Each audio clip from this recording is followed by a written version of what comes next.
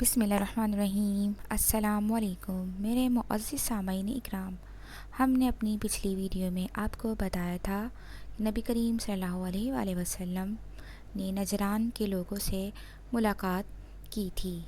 اللہ تعالیٰ نے سورۃ المائدہ میں ان کی تعریف بیان فرمائی تھی۔ آج کی ویڈیو میں ہم آپ کو بتائیں گے کہ ایک جھاڑ پوچھ والے نے نبی کریم صلی اللہ علیہ وآلہ وسلم کے ہاتھ پر بیعت کی، اور نبی کریم صلی اللہ علیہ وسلم کے لیے یہ سال غم کا سال تھا۔ اور بتائیں گے ہم نبی کریم صلی اللہ علیہ وآلہ وسلم نے حضرت سودا رضی اللہ تعالیٰ عنہ سے شادی کی۔ آپ سے گزارش ہے کہ یہ ویڈیو آخر تک ضرور دیکھیں۔ چلیں ہم ویڈیو کا آغاز کرتے ہیں۔ قبیلہ ازد کے ایک شخص جن کا نام ضماد تھا مکہ آئے۔ یہ صاحب جھاڑ پھونک سے جنات کا اثر زائل کیا کرتے تھے۔ مکہ کے لوگوں کو انہوں نے یہ کہتے سنا کہ محمد صلی اللہ علیہ وآلہ وسلم پر جن کا اثر ہے۔ یہ سن کر انہوں نے کہا، اگر میں اس شخص کو دیکھ لوں تو شاید اللہ تعالیٰ اسے میرے ہاتھ سے شفا عطا فرما دے۔ اس کے بعد وہ آپ صلی اللہ علیہ وآلہ وسلم کی خدمت میں حاضر ہوئے۔ ان کا بیان ہے، میں نے آپ سے کہا، اے محمد، میں جھاڑ پھونک سے علاج کرتا ہوں۔ لوگ کہتے ہیں کہ آپ پر جنات کا اثر ہے۔ اگر بات یہی ہے تو میں آپ کا علاج کر سکتا ہوں۔ ان کی بات سن کر آپ صلی اللہ علیہ وآلہ وسلم نے فرمایا، تمام تعریف اللہ ہی کے لیے ہے۔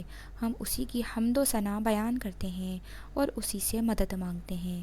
جسے اللہ تعالیٰ ہدایت فرماتا ہے اسے کوئی گمراہ نہیں کر سکتا، اور جسے اللہ تعالیٰ گمراہی نصیب کرتا ہے اسے کوئی ہدایت نہیں دے سکتا۔ میں گواہی دیتا ہوں کہ اللہ تعالیٰ کے سوا کوئی معبود نہیں، اس کا کوئی شریک نہیں، اور میں گواہی دیتا ہوں کہ محمد اللہ کے رسول ہیں۔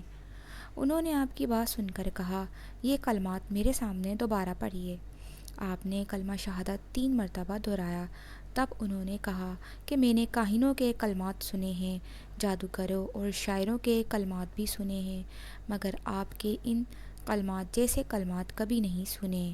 اپنا ہاتھ لائیے، میں اسلام قبول کرتا ہوں۔ چنانچہ ضماد رضی اللہ تعالیٰ عنہ نے اسی وقت آپ کے ہاتھ پر بیعت کی۔ آپ نے فرمایا، اپنی قوم کے لیے بھی بیعت کرتے ہو؟ جواب میں انہوں نے کہا، ہاں، میں اپنی قوم کی طرف سے بھی بیعت کرتا ہوں۔ اس طرح یہ صاحب جو آپ پر سے جنات کا اثر اتارنے کی نیت سے آئے تھے خود مسلمان ہو گئے۔ ایسے اور بھی بہت سے واقعات پیش آئے۔ نبی کریم صلی اللہ علیہ وآلہ وسلم کی نبوت کو 10 سال کا عرصہ گزر چکا تھا تو آپ کی زوجہ محترمہ حضرت خدیجہ الکبریٰ رضی اللہ تعالیٰ عنہ انتقال کر گئیں۔ اس سے چند دن پہلے ابو طالب فوت ہو گئے تھے۔ حضرت خدیجہ الکبریٰ کو ہجون کے قبرستان میں دفن کیا گیا۔ آپ صلی اللہ علیہ وآلہ وسلم خود ان کی قبر میں اترے۔ انتقال کے وقت حضرت خدیجہ کی عمر 65 سال تھی۔ اس وقت تک نماز جنازہ کا حکم نہیں ہوا تھا۔ اس سال کو سیرت نگاروں نے عام الحزن یعنی غم کا سال قرار دیا، کیونکہ ہر موقع پر ساتھ دینے والی 2 ہستیاں اس دنیا سے رخصت ہو گئی تھیں۔ آپ ہر وقت غمگین رہنے لگے، گھر سے بھی کم نکلتے۔ حضرت خدیجہ شادی کے بعد 25 سال تک آپ کے ساتھ رہیں۔ اتنی طویل مدت تک آپ کا اور ان کا ساتھ رہا تھا۔ ابو طالب جب بیمار ہوئے تھے تو آپ صلی اللہ علیہ وسلم ان سے ملنے کے لیے آئے۔ اس وقت قریش کے سردار بھی وہاں موجود تھے۔ آپ نے چچا سے فرمایا کہ چچا لا الہ الا اللہ پڑھ لیجئے تاکہ میں قیامت کے دن آپ کی شفاعت کر سکوں۔ اس پر ابو طالب نے کہا کہ خدا کی قسم بھتیجے، اگر مجھے یہ خوف نہ ہوتا کہ میرے بعد لوگ تمہیں اور تمہارے خاندان والوں کو شرم اور عار دلائیں گے اور قریش یہ کہیں گے کہ میں نے موت کے ڈر سے یہ کلمہ کہہ دیا، تو میں یہ کلمہ پڑھ کر ضرور تمہارا دل ٹھنڈا کرتا۔ میں جانتا ہوں تمہاری کتنی خواہش ہے کہ میں یہ کلمہ پڑھ لوں، مگر میں اپنے بزرگوں کے دین پر مرتا ہوں۔